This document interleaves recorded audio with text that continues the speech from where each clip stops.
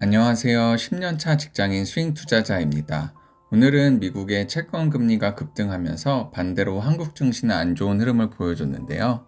금융시장에서는 서서히 인플레가 오고 있는 것 같은데 현실에서는 인플레가 진짜로 올지 한번 지켜봐야 될 것 같습니다. 오늘 소개해드릴 사연은 주식에선 왜 실패한 사람이 더 많은가 라는 사연인데요. 공감되시는 부분도 있고 아닌 부분도 있을 것 같은 사연입니다. 그럼 시작해 보겠습니다. 주식시장에서 성공한 사람은 돈을 번 다음 시장을 떠난 사람이라고 말합니다. 현재 돈을 많이 벌었어도 언젠가 다 토해내고 빚까지 내서 추가로 털릴 위험이 늘 상존하기 때문입니다. 지금 현재 돈을 번 분들이 성공했다고 자만하시지 마시기 바랍니다. 악담하는 게 아니고 실제로 몇억, 몇십억 벌었다가도 깡통된 분들이 이 시장에 남아있기 때문입니다. 왜 주식에선 성공한 사람은 10% 남짓인데 실패한 사람이 90%나 될까요? 수학적으로나 논리적으로나 모순입니다. 데이트레이더 아니면 수수료 거래세가 많이 나가는 건 아닌데 말입니다. 저희 경우는 그 매매 비용이 얼추 3억 정도가 나갔습니다. 주식은 간단히 압축하면 하나의 진리가 생겨납니다. 예를 들어 주식이 1만원에서 5만원까지 움직인다고 예상해 봅니다. 종합지수 무시하고 한 종목만 존재한다고 가정해 보는 것입니다. 어떤 사람이 주식을 시작합니다. 기초 주식도 없고 경험이 많은 사람도 주변에 없습니다. 단지 신문이나 책에 의존합니다. 주식하면 돈 번다는 소문을 접할 때가 아마 위의 종목이 4만 원이 넘었을 때일 겁니다. 여윳돈으로 주식을 삽니다. 그리고 거의 5만 원이 됐을 때 팔아서 수익을 얻습니다. 아주 잘했습니다. 그러나 조금 흥분하게 됩니다. 몇 달 있다 주식이 다시 4만 원으로 빠집니다. 자신이 매수하고 수익을 냈던 가격이라 확신을 갖고 다시 매수합니다. 주식은 계속 떨어져서 결국 3만 원까지 갑니다. 자금을 더 융통해서 물타기를 합니다. 그 후로 주식은 지속적으로 하락을 거듭해 1만 원까지 떨어집니다. 더 이상은 안 떨어지고 있는데 올라가지도 못합니다. 1만원대 가격에서 1년 이상을 횡보하게 됩니다. 가끔 1만 5천 원까지는 왔다 갔다 합니다. 결국 버틸 수밖에 없습니다. 그러나 장기간 오르지 못하면 지쳐서 1만 5천 원이 넘었을 때 팔고 맙니다. 영원히 주식이 안 오를 거란 생각에 지배당하기 때문입니다. 영원히 주식은 안 오를 거란 생각에 지배당하기 때문입니다. 팔고 1만 원에 다시 사면 돈을 벌 거고 몇 번의 기회를 놓쳤기 때문입니다. 주식이 바닥을 탈출해서 2, 3만 원이 가도 다시 1만 원까지 떨어질 거라는 믿음엔 변함이 없습니다. 5만 원까지 갔던 종목인데도 2만 원이 엄청 비싸게 느껴지기 때문입니다. 결국 기다리는 조정은 오지 않습니다. 이것은 장기 투자자의 초기 실수입니다. 이것만으로도 주식에서의 실패는 재기불능의 상태로 빠질 수 있습니다. 앞으로도 고난은 헤아리기 어려울 정도로 많은데 말입니다. 그 다음엔 공부를 합니다. 밤을 새서 주식에 몰두할 때도 많습니다. 그러나 투자할 때마다 시행착오를 거칩니다. 스윙도 하고 데이 트레이닝도 하고 스캘핑도 합니다. 하지만 그런 것들은 장투보다 더 어렵습니다. 나중에 결론을 하나 얻습니다. 주식은 소자본을 갖고 실력을 키워서 일단은 원금 대비 수익률을 올려야 한다는 진리를 알게 됩니다. 예전에 생각 없이 까먹은 돈만 지금 있다면 충분히 재기할 수 있었을 텐데라고 후회도 해봅니다.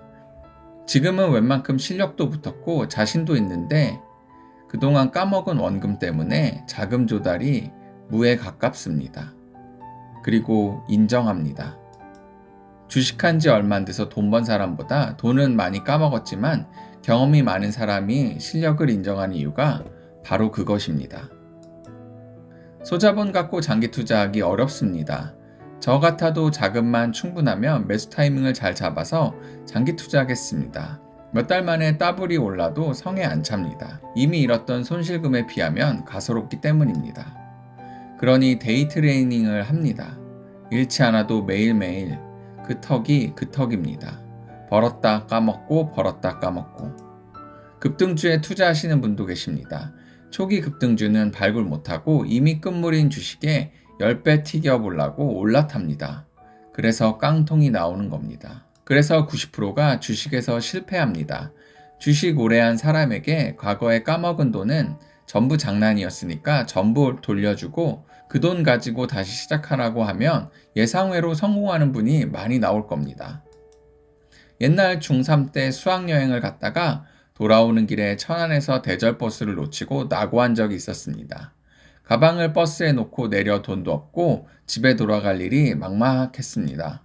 트럭 한 대가 보이길래 서울까지 좀 태워달라고 했습니다. 사정 얘기를 했더니 트럭에는 2명 이상 탈 수 없으니 돈 3,000원을 줄 테니까 어떻게 해결해 보라고 했습니다. 돌아다니다가 보니 택시가 한 대 서 있길래 또 사정 얘기를 했습니다. 그분은 고맙게도 돈을 안 받고 서울까지 태워다 주셨습니다.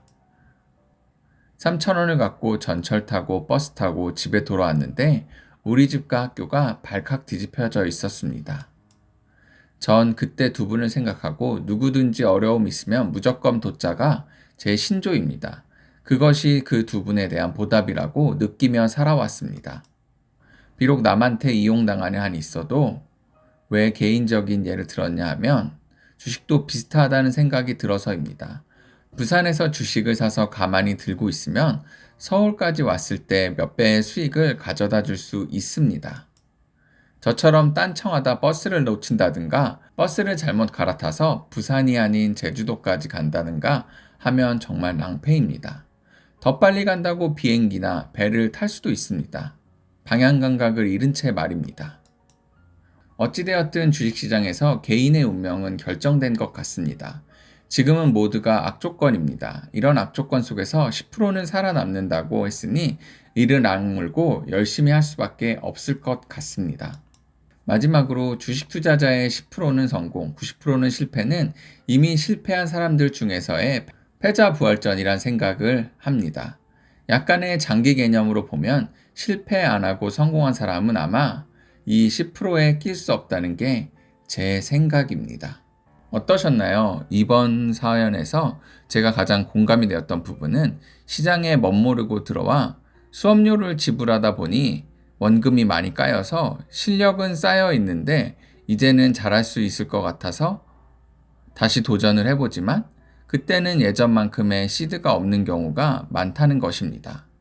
그만큼 잃지 않는 투자로 돈을 지키다 보면 결국 내 실력이 높아지던가 아니면 좋은 기회가 찾아오던가 하는 것 같습니다. 서두에 말씀드렸듯이 공감되시는 부분도 있고 아닌 부분도 있을 것 같은 사연입니다. 어찌되었든 항상 시장을 경계하면서 좋은 투자하시길 바랍니다. 감사합니다.